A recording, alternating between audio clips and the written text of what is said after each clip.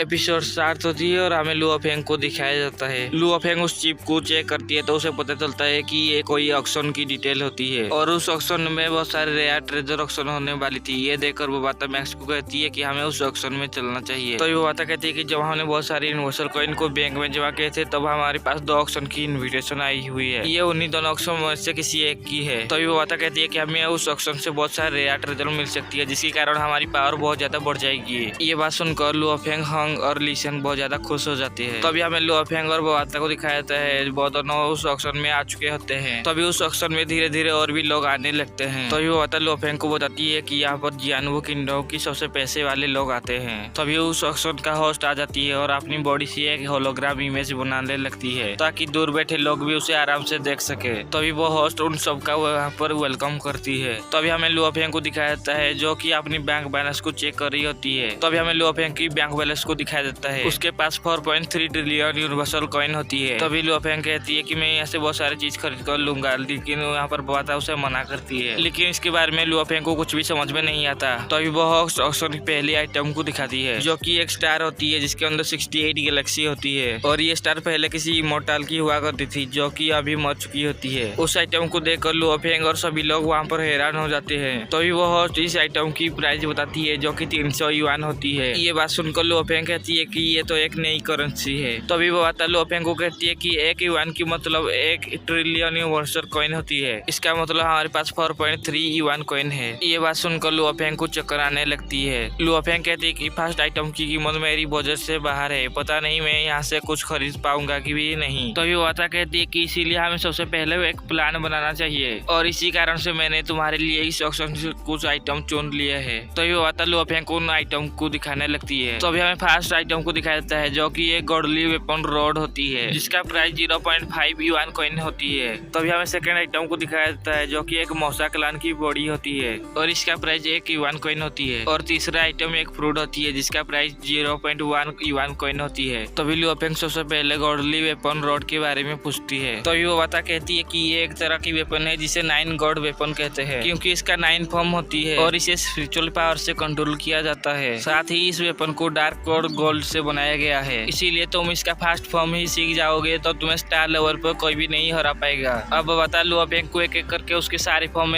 के बारे में बताने लगती है। तभी बता लुआ फेंग को कहती है कि इसका फास्ट फॉर्म का नाम इल्यूजन स्वॉर्ड फॉर्म है। इसकी वजह से इसके 2 मीटर के अंदर एक ब्लैक होल बन जाती है जिससे इस वेपन को ताकत मिलती है। इसके बाद अगली फॉर्म का नाम 9 गोल्ड स्वॉर्ड है जिससे लुआ फेंग हेवनली लाइफ के तरह कंट्रोल कर सकती है और इनकी पावर काफी ज्यादा होती है। और इस फॉर्म का नाम स्काई पियर्सिंग फॉर्म होती है। तो ये बाता कहती है कि इसका नेक्स्ट फॉर्म में ये वेपन एक स्वॉर्ड में बन जाती है और इसके अंदर काफी ज्यादा पावर आ जाती है क्योंकि ये एक डार्क कलर की स्वॉर्ड में बन जाती है, इसीलिए ये बहुत ज्यादा पावरफुल हो जाती है। इस फॉर्म को ज्यादातर इमोर्टल लेवल की लोग ही अचीव कर पाते हैं। इसके बाद वो बाता लुआ फेंग को होलोग्राम के थ्रू मौसा क्लान की बॉडी के बारे में बताने लगती है जो कि कुछ सीक्रेट टेक्निक से बनी हुई थी। इसकी वजह से लुआ फेंग फ्यूचर में बाकी टेक्निक को सीख सकती है और साथ ही साथ लुआ फेंग इसकी वजह से अपनी एक सेकंड बॉडी को बना सकती है जो कि बहुत ज्यादा ताकतवर होगी। अब बता लुआ फेंग को लाइक की फ्रूट के बारे में बताती है जो कि स्पेशली प्लांट के लिए होती है। वो बता इससे इसीलिए खरीदना चाहती थी ताकि ये होंग की काम में आ सके। तभी लुआ फेंग बोलती है कि इन तीनों आइटम की बेसिक प्राइस 1.6 युआन कॉइन है, पता नहीं ये आगे चलकर और भी कितना ज्यादा हाई प्राइस हो जाएगा, इसीलिए मुझे नहीं लगता कि आज हम यहाँ से इन तीनों आइटम को खरीद कर ले जा सकते हैं। तो ये बात कहती है कि तुम इसके बारे में चिंता मत करो, तुम शायद भूल गए तुम अपनी भाई को पैसे दिए थे ताकि यूनिवर्सल स्टॉक मार्केट में वो इन्वेस्ट कर सके, उसने जरूर कुछ ना कुछ तो प्रॉफिट किया होगा। ये सुनकर लुआ फेंग काफी ज्यादा खुश हो जाती है। तभी हमें नॉलेसन क्लान को दिखाया जाता है जहाँ पर नॉलेसन बहुत ज्यादा गुस्से में होती है क्योंकि उसके पास ये न्यूज आई है कि अर्थ पर आप 2 यूनिवर्सल लेवल की वॉरियर है। साथ ही लुआ फेंग ऐसा कौन सी चाल चली थी जो मेरे दोनों स्टूडेंट को मार दिया। तो दोस्तों मैं आप लोग को बता दूं दोनों स्टूडेंट का नाम डेविन और बाइकालू होती है। तभी नॉलेसन अदुका को ऑर्डर देती है। अदुका